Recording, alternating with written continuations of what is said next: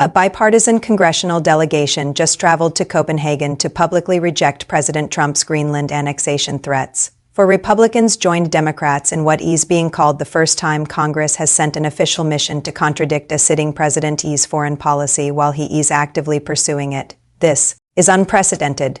Congress hasn't directly opposed presidential territorial ambitions on foreign soil since the Panama Canal debates. And they did it while Trump was threatening 10% tariffs on 8 European allies, including Denmark, if they don't support his Greenland plans. But here's what makes this critical. Trump just announced those tariffs start February 1st. That's 2 weeks. If European nations don't publicly endorse Greenland's annexation by then, they face economic warfare from the United States. Congress just told them don't comply. We've been tracking every congressional statement on Greenland for 3 weeks.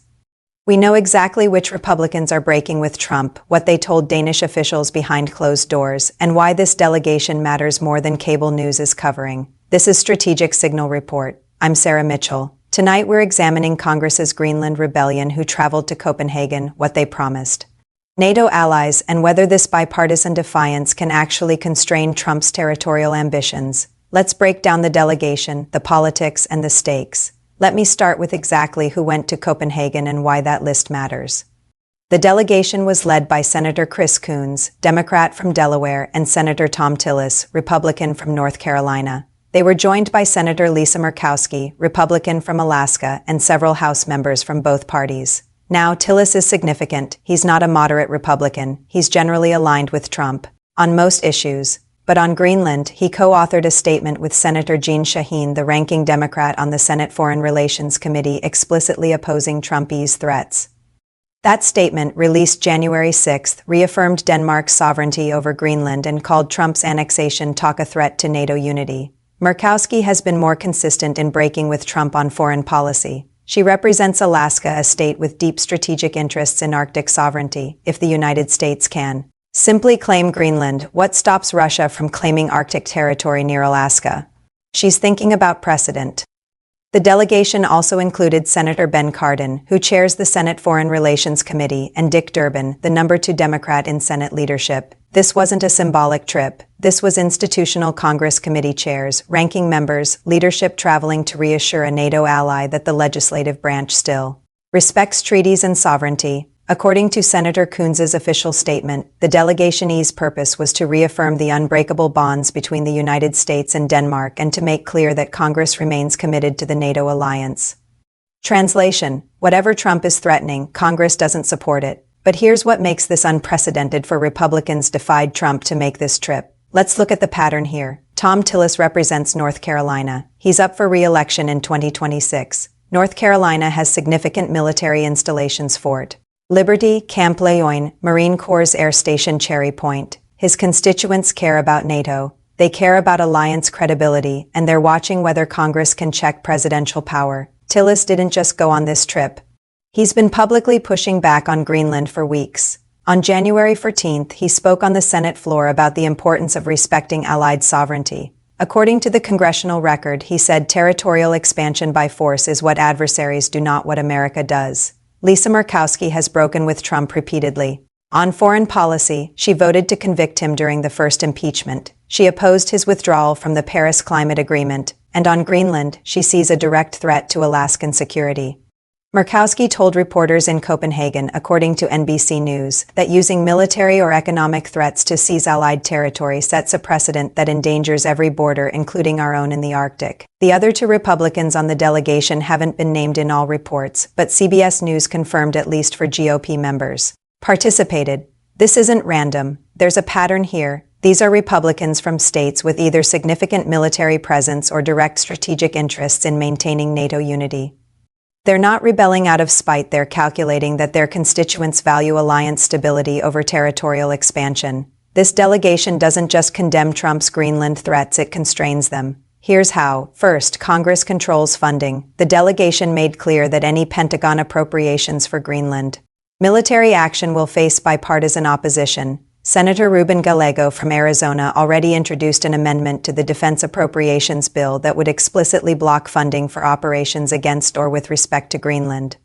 That amendment hasn't been voted on yet, but this delegation signals it has support from at least 4 Republicans. If it reaches the Senate floor, it could pass. Second, Congress controls treaty obligations. The United States is bound by the NATO treaty, which requires defending Denmark, including its territories. Greenland is Danish territory. If Trump orders military action against Greenland, he's ordering action against a NATO ally that triggers Article 5 in reverse. Instead of defending an ally under attack, the United States would be the attacker. Legal scholars have argued this could give Congress grounds to invoke the War Powers Resolution, forcing Trump to withdraw forces within 60 to 90 days unless Congress explicitly authorizes continued action. Third, this delegation gives European allies political cover. Denmark's prime minister, according to Danish press reports, has been under enormous pressure both from Trump and from her own population to respond to these threats. Thousands of Danes protested in Copenhagen on January 17th with signs reading "Hands off Greenland" and "Greenland for Greenlanders." The Congressional delegation told Danish officials, according to CBS News, that the United States Congress does not support territorial acquisition through threats and that Denmark's sovereignty is recognized and respected by the legislative branch. That's critical. It allows Denmark to resist Trump's pressure without fearing they're endangering the entire US-Denmark alliance. Congress is saying, "We still have your back, even if the president doesn't." While Washington debates Greenland, European capitals are watching nervously, and their conclusions matter. NATO Secretary General Mark Rutte hasn't issued an official statement on the congressional delegation yet, but he did say in a January 10th press conference that NATO's strength comes from unity and respect for sovereignty. That was widely interpreted as a rebuke of Trump's Greenland threats, the United Kingdom's foreign secretary. David Lammy, according to BBC reporting, told Parliament on January 15th that Britain recognizes Denmark's sovereignty over Greenland and expects all NATO allies to do the same.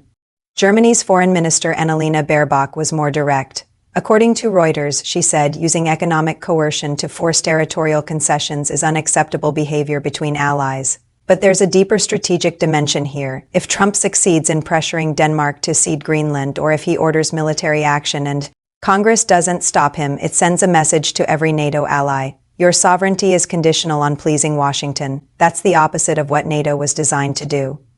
NATO exists to guarantee sovereignty against external threats. If the United States becomes the threat, the alliance loses its purpose. European defense analysts have been saying this privately for weeks. This congressional delegation made it public. According to the Atlantic Council, a Washington-based think tank focused on transatlantic relations, the delegation signals that at least one branch of the U.S. government still understands what alliances mean. Russia and China are watching this carefully. If Congress can constrain Trump on Greenland, it suggests American checks and balances still function. If Congress can't, that's why this delegation matters beyond Denmark. It's a test case for whether Congress can still conduct foreign policy when the president goes rogue. Now let's talk about what Trump announced while this delegation was in Copenhagen. On January 16th, Trump posted that he would impose 10% tariffs on 8 European nations: Denmark, Finland, France, Germany, the Netherlands, Norway, Sweden, and the United Kingdom starting February 1st. Those tariffs would increase to 25% on June 1st if those countries don't support the United States in bringing Greenland into full American partnership. That's explicit economic coercion. It's not even subtle. Here is the problem. Congress has already ceded enormous tariff authority to the president through laws like the International Emergency Economic Powers Act and Section 232 of the Trade Expansion Act of 1962. Trump can impose tariffs unilaterally as long as he declares a national security justification. He's done this before steel and aluminum tariffs under Section 232, China tariffs under the IEEPA. Courts have consistently upheld presidential tariff authority. So can Congress stop this? Legally, yes, but it's complicated. Congress could pass legislation explicitly prohibiting tariffs imposed for the purpose of territorial acquisition. That would be a new restriction on presidential power, and it would almost certainly face a Trump veto. Overriding that veto requires a 2/3 vote in both chambers. That means 67 senators and 290 House members. Do they have those numbers? On the Senate side, this delegation suggests at least 4 Republicans would vote to override. Add the 47 Democrats and you're at 51. That's nowhere near 67. On the House side, it's even less clear. Republicans control the House to 20215. You'd need roughly 70 Republicans to defect. That's not happening. so Trump's tariff threat is probably unstoppable through legislation, but it is stoppable through political pressure, if European allies hold firm and if major American businesses that trade with Europe start lobbying against tariffs, Trump might back down. That's what this congressional delegation is betting on. They're giving Europe the confidence to resist, hoping that economic backlash and diplomatic isolation will force Trump to retreat. The delegation is over. The statements have been made. Here's what comes next. First, the Gallego Amendment. It's spending in the Senate Appropriations Committee. If the delegations for Republicans support it, and all Democrats do, it advances to the Senate floor. A floor vote could happen in early February, depending on the appropriations schedule. If it passes the Senate, it goes to the House. That's where it gets difficult. House Republicans are more loyal to Trump than Senate Republicans. The amendment might die in committee. Second, the tariffs. February 1st is the deadline. If Trump actually imposes 10% tariffs on 8 European allies, those countries will retaliate. The EU has already drawn up lists of American goods to target bourbon, motorcycles, agricultural products. This could spiral into a full transatlantic trade war. Third, Trump's response. He hasn't commented on the congressional delegation yet, but when he does, he'll likely attack the Republicans who participated. He's done this before, calling Republican critics Renos, disasters, stone-cold losers. The question is whether that pressure works. Did these 4 Republicans make a one-time symbolic trip, or are they prepared to vote against Trump on Greenland funding? We'll find out when the Gallego Amendment comes up for a vote. Fourth, Greenland itself. The island's government has been remarkably quiet through all of this. Premier Buttigieg has said Greenland is not for sale but hasn't taken a strong position on the U.S. congressional delegation or Trump-eased tariff threats. Greenland wants independence from Denmark eventually. Some analysts speculate Trump is trying to exploit that. But Greenlandic independence advocates have made clear they want independence, not annexation by another country. The next 30 days will determine whether Congress's Greenland defiance was symbolic or substantive. A bipartisan congressional delegation just told NATO allies that at least one branch of the U.S. government still respects sovereignty and treaties. The question now, can Congress actually constrain Trump's Greenland ambitions? Will the Gallego Amendment pass? And if Trump imposes tariffs on February 1st, will Europe hold firm or cave to economic pressure? This is the first major test of congressional foreign policy power in Trump's second term, and the precedent it sets will determine whether Congress can check presidential overreach on Iran, on NATO withdrawals, on any future territorial ambitions. What do you think happens next? Will the Gallego Amendment pass the Senate? Will Europe resist the tariffs? Drop your analysis in the comments below and subscribe to Strategic Signal Report for coverage of every major congressional vote on Trump's foreign policy.